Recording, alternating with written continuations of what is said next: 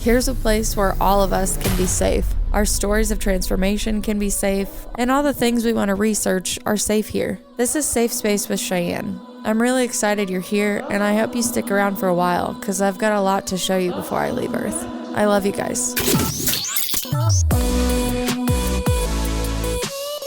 Hello, all my friends. Welcome back to the Safe Space. I love that you're here. I love that I have Nolan here today. She is a self-care coach and also a published author of The Warrior's Wisdom, The Warrior's Journey, The Wisdom for the Modern Entrepreneur. Sorry, I totally butchered that. I got to meet her through a group where I was asking people to come on and tell their story and tell me what they're doing with all of their life experiences. And I was really blown away when I met her. I have like a full page of notes just from meeting her for 30 minutes. So I really wanted to bring her on today and talk about not only her journey, but the way that she's helping people. I love her take on how spiritual development is a lifelong practice. I know when we get in that healing mindset and enlightenment or whatever we're striving for, going back to ourselves, we can get caught up in a couple pitfalls along the way, which I really do believe are rites of passage in each individual journey. But she's come on today to tell us her experiences, what she's doing now, and how she might be able to help you with some of the things in your life. So thank you so much for coming on, Megan. You're welcome. Hello. Thank you for having me. It's great to be here. I love it. And I have so much to get into, so I'll try not to tree branch too much and just get straight to it. And I want you to talk to us about your business now and what you're doing before we start that hero's journey backwards. Okay. Well, I am leading a movement of women who care so much about how they feel that they make themselves and their health a top priority by doing something every day to take care of their mental fitness, physical fitness, emotional, spiritual, all of the things, ideally all at once, because as important as this is, we don't have all day. And so that's what I do. And I really am honored to support other sensitive, purpose-driven entrepreneurs to truly thrive. And to thrive means to thrive at the deepest level of the body and the brain, and really using the ancient tools of the yoga practice, modern tools of mental fitness, but really doing what it takes to show up and move and breathe and think on purpose. And that's really what it means to be purpose driven, is to know that you have a purpose and to do things with intention. So I am a personal trainer, I'm a yoga instructor, and as you mentioned, a best-selling author, a speaker, and also a mental fitness coach. And so you've probably heard of all those other things, but maybe not mental fitness. And so mental fitness is truly learning to do one of the most challenging things of all, to learn how to take control of our mind. And that's really the essence of many spiritual disciplines and journeys, because the mind is so powerful when we get it on track with our goals. But other than that, it has intentional survival focus, which is, thank you body, thank you brain. But when it comes to stretching ourselves and making a big impact and, getting on stages and doing all the things that my community loves to do, it tends to want to just constantly shoot up all this resistance and stress and anxiety. And so what I really love to do beyond what I'm sharing there is to help other entrepreneurs who have high functioning anxiety to reclaim their superpowers, because that's what it is when the brain hijacks all these superpowers and drives us on the fuel of anxiety, we tend to go into overwhelm and exhaustion and self-defeat and self-doubt and all of those things. But yet when we learn how to use these tools to regulate your nervous system, because throwing temper tantrums doesn't look cute on 44-year-olds either, so that we can really harness the truth of who we are and show up from that powerful place. Wow. Wow, wow, wow. I want to put that on repeat when I'm having a bad day, because it makes me feel so much better about where I'm at and what I'm continuing to learn about really taking charge of not just like my mental health, but understanding, okay, it's okay that I react this way. Let's figure out why I react that way and know that I have the power to change it instead of feeling like I'm stuck with it. Yeah, that's the huge distinction, is that we always have the capacity to change. And that's called neuroplasticity. So we have this ability to mold and shape ourselves, but it starts with awareness, right? Otherwise, we're just running on these autopilot programs that you learned as a kid, which, allowed you to stay safe in your tribe, AKA your family. But they're like the original operating system on your phone. It's important to update these because we notice that we get triggered and we go back into these old patterns, like you said. But really, the interesting thing is that the first thing we tend to want to do about it is make it bad, make it wrong, which is the judge in our head that wants to critique everything. But your true self, your soul, your sage knows that it's all a journey, right? That's why the book is called The Warrior's Journey, is because it's all a practice and it's all an opportunity to learn and grow and do what can be sometimes the most challenging thing, but is ultimately the goal of many different spiritual practices, is to learn to be compassionate with ourselves.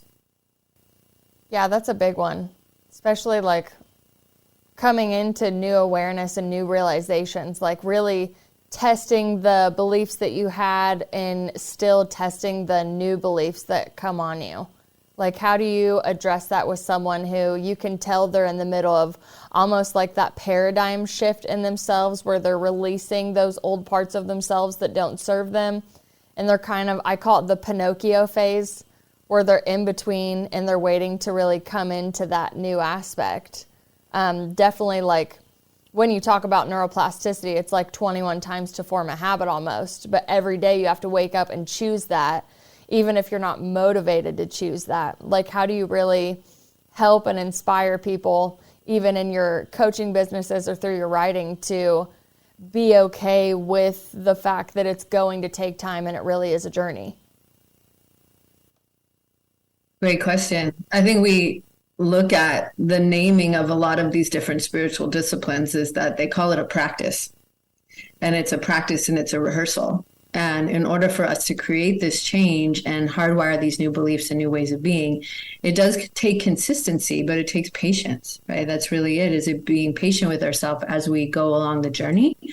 And one of the tools that I use to help people to stay on track with that is to expand the vision that we have for ourselves and begin with the end in mind. And we always want to have this big expanded vision of what we're moving towards, who we're becoming, what it's going to make possible, because it's really easy for us to get derailed by the saboteurs, the characters of negativity and disbelief and doubt, the techniques of self-sabotage in our head that we all have. It's really easy for us to get derailed, especially when you're making change, because anytime they sense that you're about to do something that's unfamiliar or novel to you, it's immediately like, stop.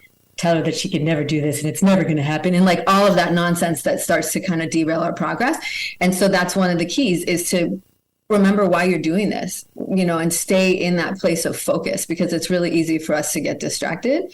And really having these tools to begin to embody this way of being and this belief, and just knowing that it's one step in front of the other. And inevitably we're going to get tripped up. And it's like we're kind of creating a new path for ourselves, both internally in the brain, but in our life, making these steps forward.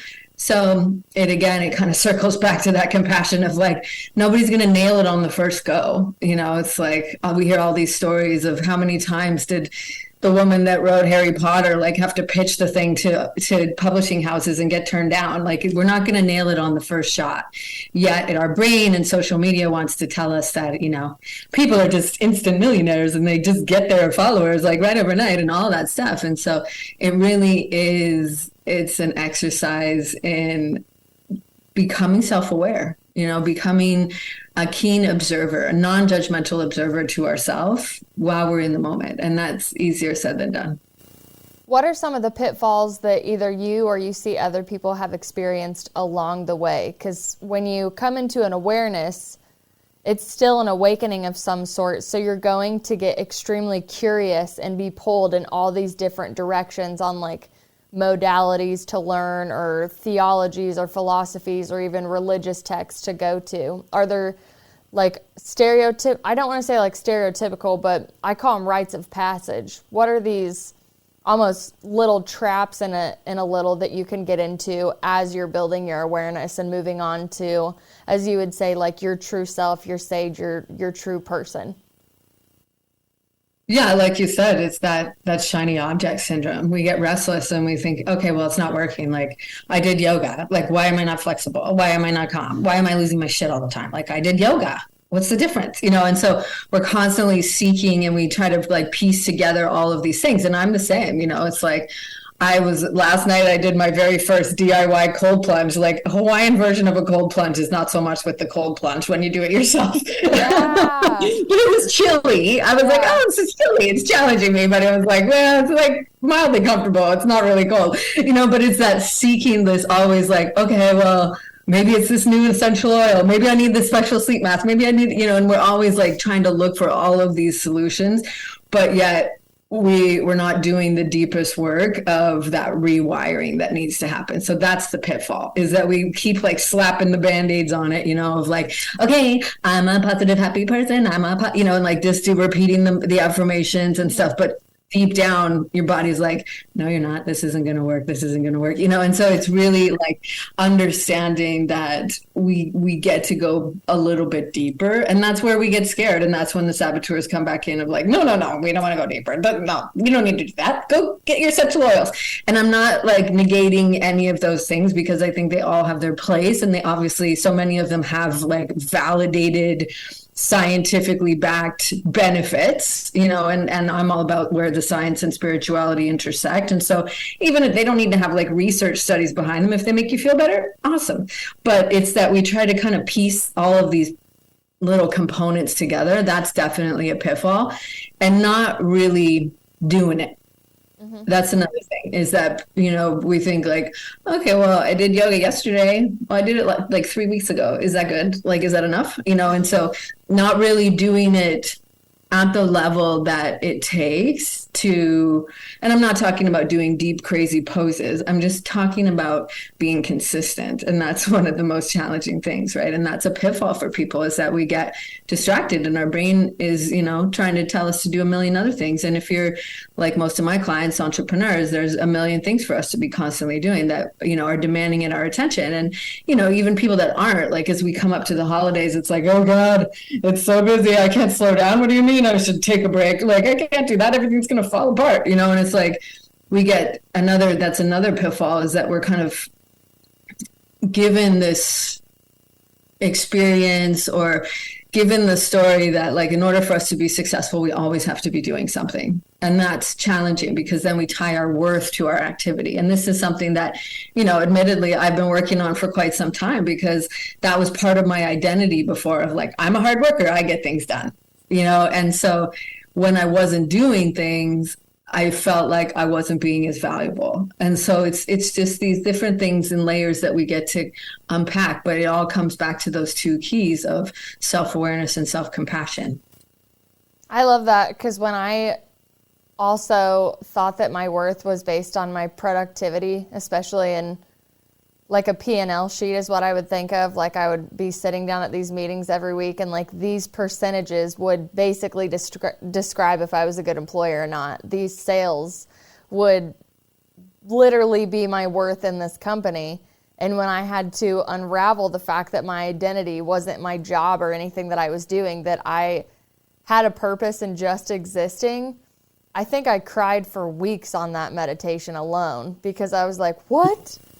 I'm okay to just exist. Like, I don't want to just stay here and sit here, in a Zen position all day and not do anything, but to have, again, bringing yourself into that awareness, that was a pretty big one for me. And I love when I hear other people's stories of how they've ultimately found that way too, where they're looking at all, either their mask or all the things that they thought were their identity, to obviously keep them in almost like a upkeep survival state, is what I think of it too. Just you want to fit in, you want to do your part, you feel good that you're contributing to something. But in my personal experience, I was contributing so much that I would only feed and water myself enough to go back out and do the things that I needed to do.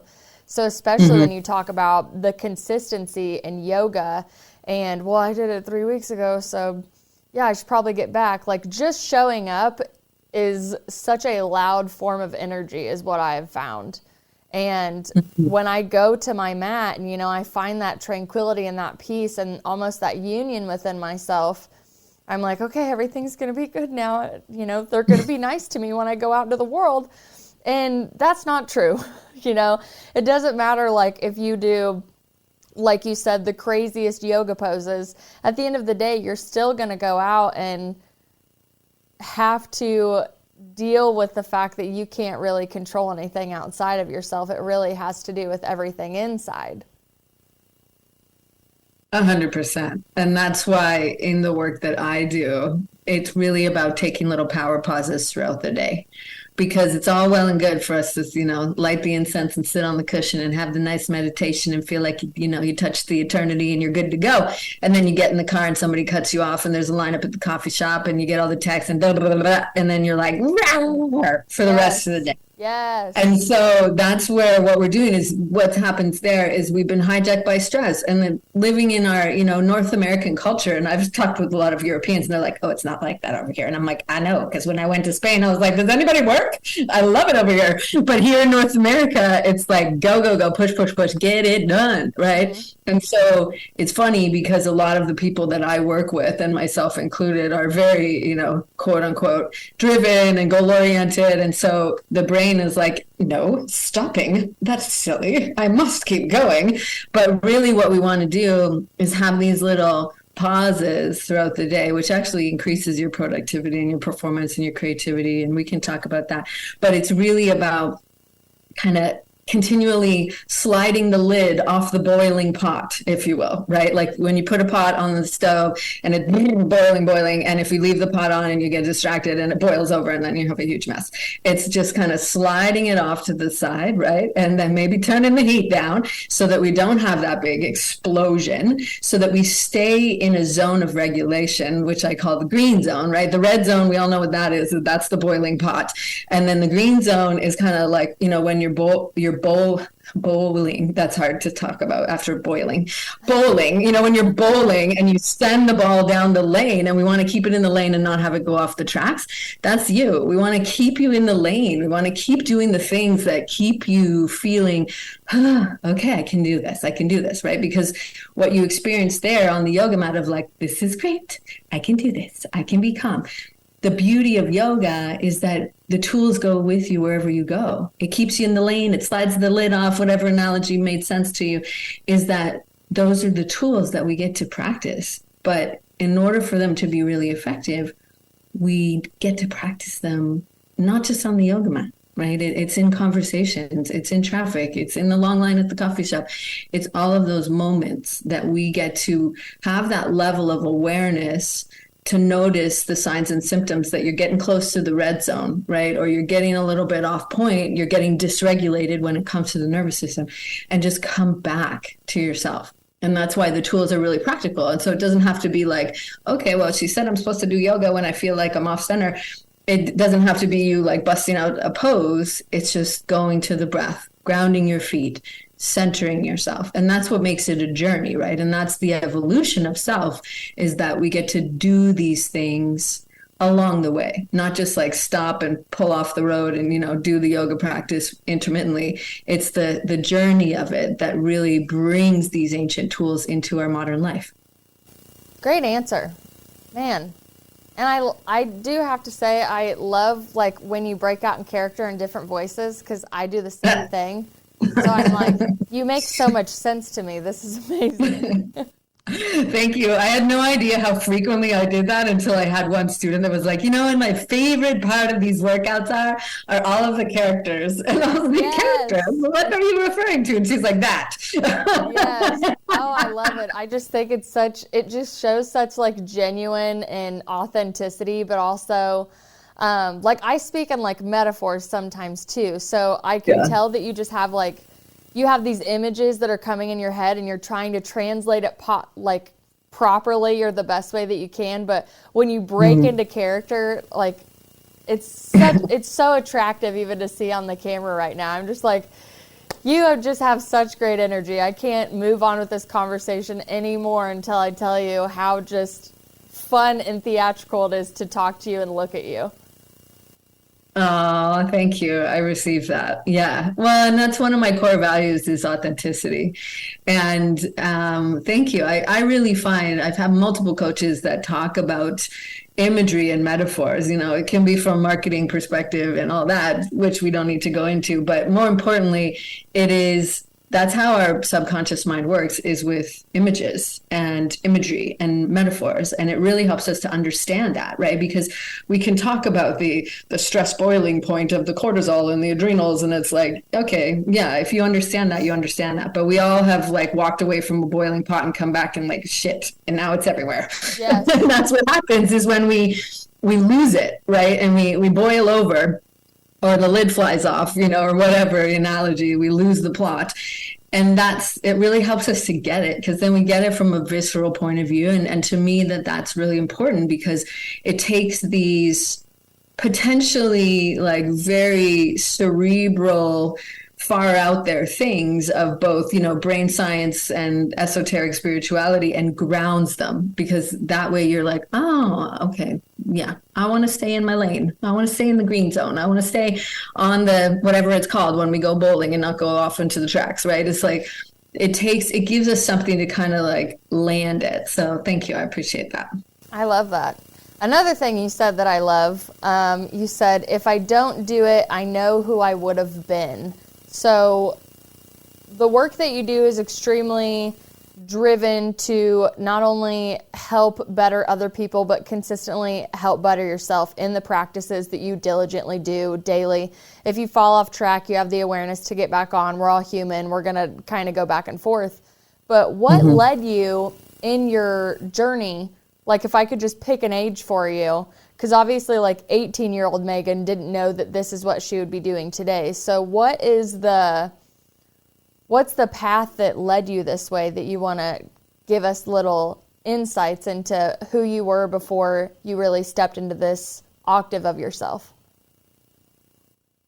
Yeah, it's interesting, because there's been a few really distinct moments that have really shifted things for me. And so that's one of them that, you know, is really a landmark moment that I explored a lot in the book, and that we can explore now, is that I reached a point in being an entrepreneur that I got to be what I call the worn out entrepreneur, of the always on the go, feeling like I'm on a speeding train of stress. My brain was just running miles a minute, and I was just caught in this whirlwind of constant anxiety, or like getting crushed under the weight of sadness simultaneously on some days. And so really got to a point where I realized that I was completely out of integrity with what I was doing and what I was asking other people to do.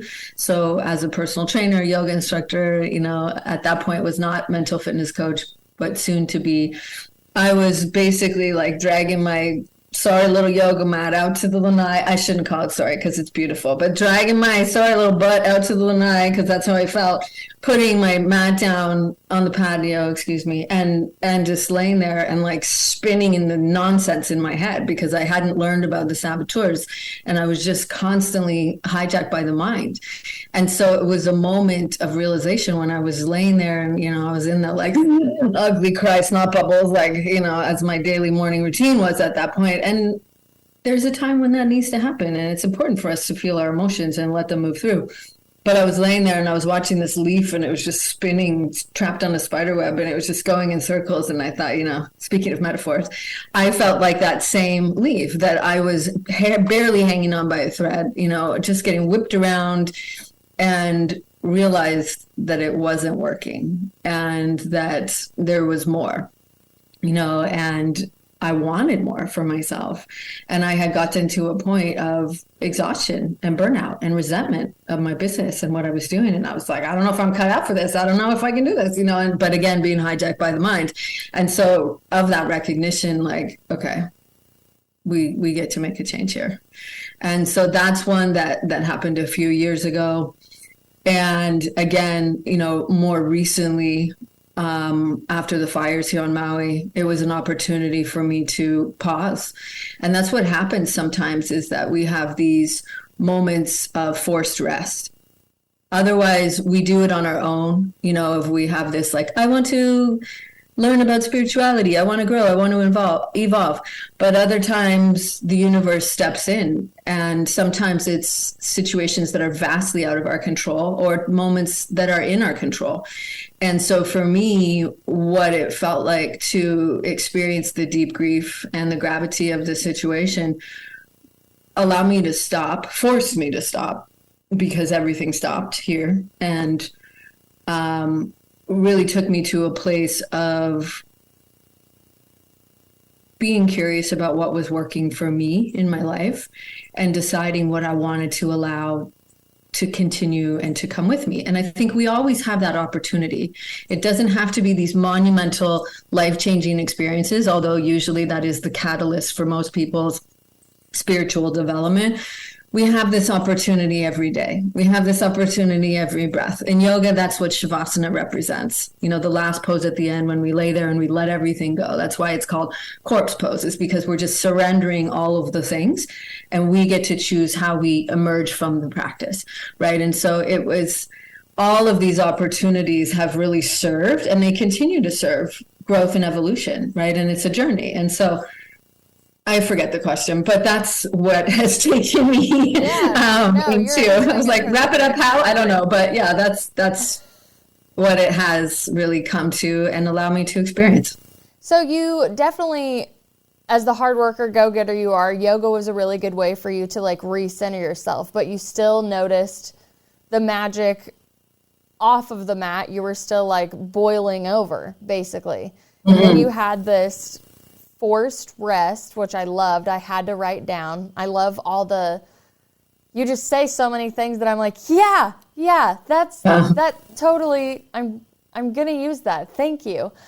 You're welcome. That one's not mine, but yeah, you're welcome to use that. But when I heard that, I was like, oh, wow. Yeah, that's 100% what happened. I've had that in my life. The story that popped up in my mind when you said that was, when I finally realized that I wanted to, as I say, come back to a microphone and I wanted to do a podcast, I did a first one for about 3 seasons with a co-host, and we were getting the studio ready. I had notebooks, like I knew who I wanted to interview, how I wanted to talk. I was just ready to go. And I also knew that I was probably going to suck at it, like immediately. Like I was going to be very amateur.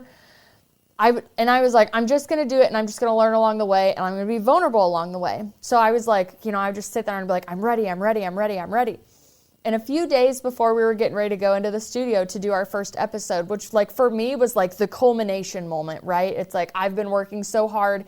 Here's the moment. I know I'm ready to go. And I would just, like look up at the sky and be like, you put this dream in my heart. I have drive, I have passion, I'm doing it. I'm absolutely terrified, but I'm going to do it anyways. And a few days prior, I came and I was on about 15 to 20 minute breaks between my child's schedule.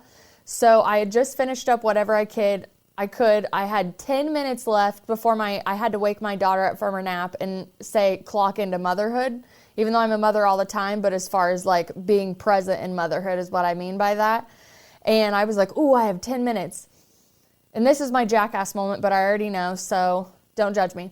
I put my headphones on. I still had jeans and a t-shirt on, and I'm like, I'm just gonna, do a little bit of yoga to get the blood flowing, get the energy flowing. So I'm at like my peak performance to be a mom. And I started like loosening my hips up. I was feeling so good. My eyes were closed. I was in a beautiful flow state. I will never forget how beautiful it was. And when my hips were unlocking, I was like, yes, I want to go down and I want to like bend back, and like really pull my hips out, keeping in mind that I'm in stretchy jeans, not the proper attire to be doing this pose. And the jeans didn't stretch enough when I went down, and my meniscus popped. It was the loudest pop I've ever heard my body make in my life. And I have never been injured in my life at all, so I didn't even know what injury felt like. I just knew that something came undone in my knee.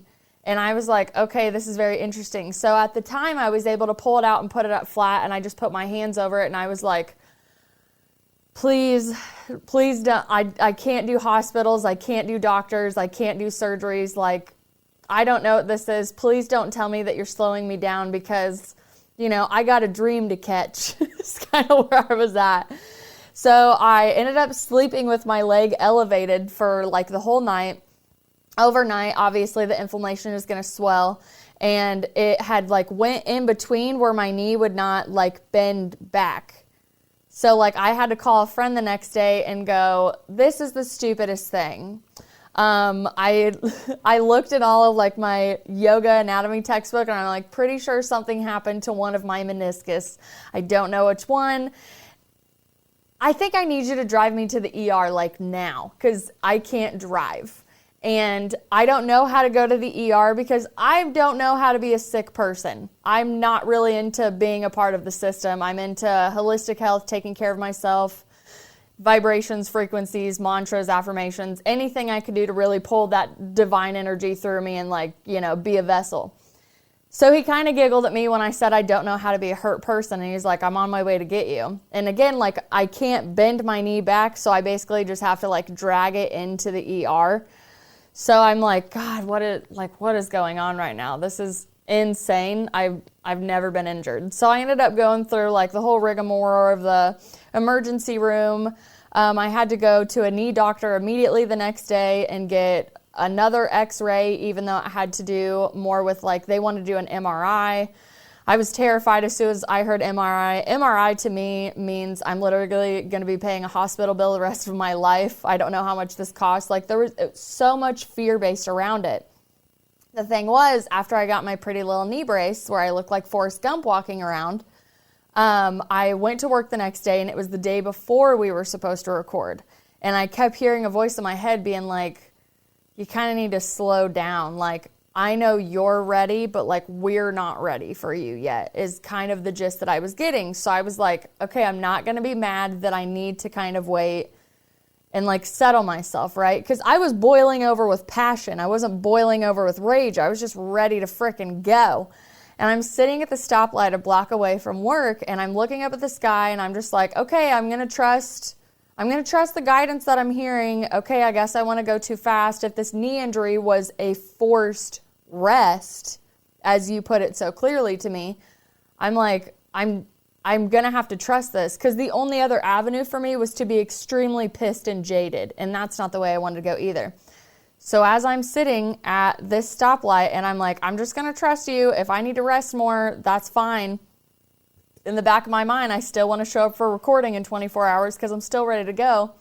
And this car hits the back of my car at like 30 miles per hour and knocks me into the intersection. And the knee that I was driving on was the torn meniscus, and it was on the brake, and it retwisted my meniscus again. I know.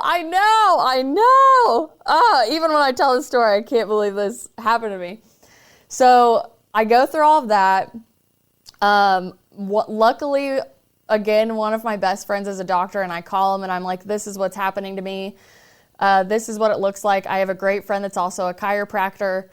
In between the chiropractor and the doctor, my best friend was like, do not go to a knee surgeon and get your meniscus torn right now. He goes, if it were a root tear, that makes sense. That's not going to heal. He goes, they're going to pull it out of your knee, and you're going to have knee problems the rest of your life. He's like, the tear that you have, he's like, from the description you give me, he didn't even look at anything. He's just that good. He's like, the tear that you have can heal itself. The body can heal itself. Do not let anybody convince you that it can't. And I'm like, well, I know the body can heal itself because I've been looking and studying yoga since in 2013. Like, that was the allure to it, was a very empowering practice. So then I go to my chiropractor, and he's feeling around to obviously make sure, like, hey, does this need more medical attention? Because if it does, let's not be delusional in your injury. And he's like, yeah, dude. He's like, you definitely ripped it. He's like, but you didn't like tear it in half where it's not going to come back. He's like, you kind of just ripped it a little bit. The inflammation is honestly protecting you right now. He's like, so you're going to elevate, you're going to do this. After the inflammation goes down, come back and see me, and I'm going to like teach you how to rehab yourself. He's like, you have all of your yoga knowledge. I know you love holistic health. I know you love your oils. Do all of those. He's like, but come back to me and I'll give you exercises. And within 6 months, I was able to completely heal and rehab it to the point where I could start walking on it properly.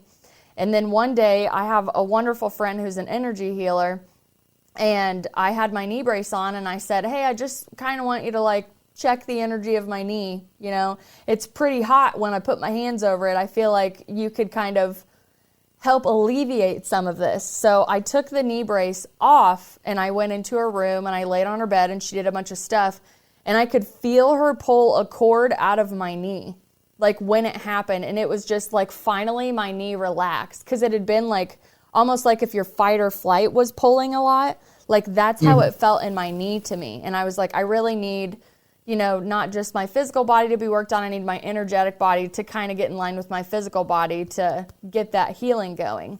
So after she pulled this cord out of my knee, it finally relaxed. It hadn't been relaxed like this in weeks. And for safety measures, I went ahead and put my knee brace back on because I still wanted like the healing from that. And I noticed when I was walking that the knee brace was stopping me from extending is like my full extension that I was capable of doing after being on her table. So I took the knee brace off immediately that day, and I was able to walk without the knee brace from that point on and finish with physical therapy. But had I not had that forced rest moment, I wouldn't have had all of those signs, all of that clarity, and not necessarily like I didn't feel like I was on the wrong path or I was doing something wrong. I just needed to slow down, and honestly due to drive, passion, and excitement that I was so excited to find. So that really hits home to me when you say forced rest, because it's not just about you even realizing like, oh, I need rest. Like you could get slapped with something that looks extremely negative to you, but it still is for the betterment of you. It's you're the one who's like identifying it as something bad. Mm-hmm. Wow. I'm so glad you're still here. What a beautiful story. Thank you. Thank you. Yes, you say so many great things, especially like there's obviously, again, pitfalls that I like to talk about, but when you talk about spiritual development as a lifelong practice, I know, how long have you been practicing and in love with yoga? Probably about 20 years. Okay, yeah, I can see the longevity in you. Thank Going you. back to who I would have been had I not done this, how do you teach discipline on top of understanding the neuroplasticity practice that people need to do? How do you not necessarily like empower them, but motivate them and make them feel okay with that journey? Like you're not going to heal in one day. Making it doable, making it something they enjoy. Because if it's not, we're not likely to continue. Mm-hmm. And so it is one of those things that we can explore, right? It doesn't have to be yoga with me. It can be yoga with someone else. Like it really, we need to find what feels good to us and what works. And that's what we're going to more likely to continue. And sometimes it's important to have the contrast, right? Like you had the contrast when you couldn't walk fully. And so you really missed how much you could move.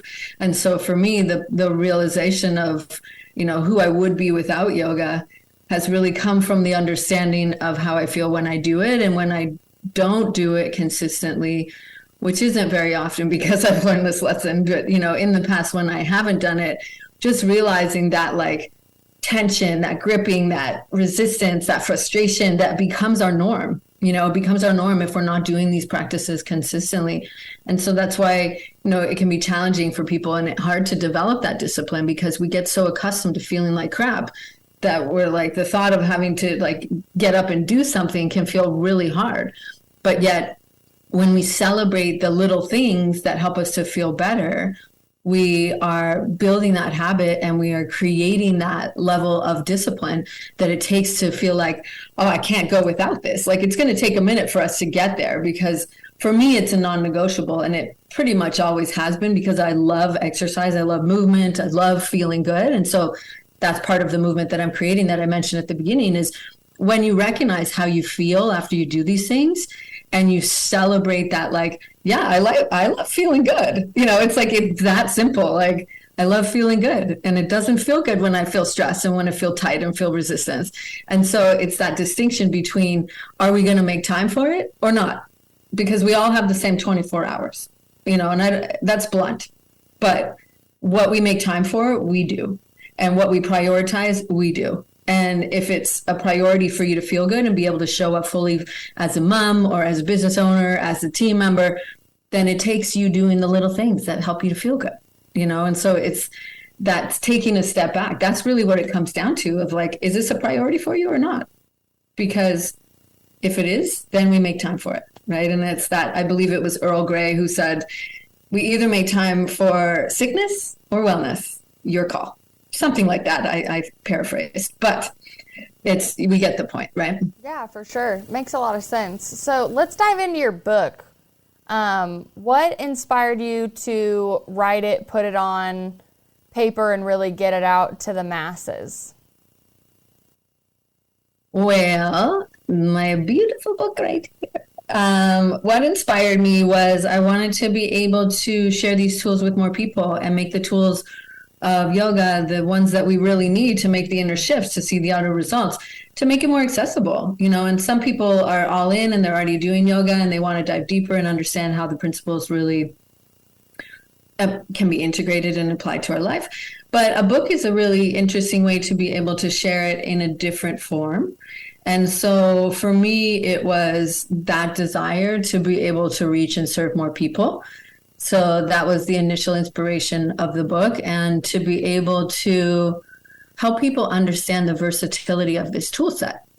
And so the subtitle of the book, of Ancient Wisdom for the Modern Entrepreneur, is, yes, I specifically serve entrepreneurs, but the tool set is applicable to all humans and people on a mission. But it really is that understanding that it's so much more than what we do on the mat, but it's everything that we've been speaking to throughout our conversation together today, that is truly who we become because of the practice. And that's why it's called The Warrior's Journey, because I believe that we're all on a journey of understanding and curiosity and growth and evolution. And that's the analogy of being a warrior. That's the expression, the archetype. That's the word I wanted. The archetype of being a warrior. And we look at it from the yogic perspective and from my perspective and from inside the book. It's not a warrior on a battlefield. It's a warrior of understanding and expansion and spirituality and curiosity, a warrior of evolution, right? It's who we are when we come into this incarnation and the journey that we all go on as we experience each day. It's one that is learning to do the most challenging thing that we've been speaking to throughout this whole conversation, is to, quote unquote, go to battle with the most challenging opponent. And that's the opponent within our own head. And that's the metaphor of the journey. And that's the metaphor of the warrior that we explore in the book. So a lot of people who have done yoga have done the warrior poses, right? If you've been on a yoga mat, you've probably done at least one of them.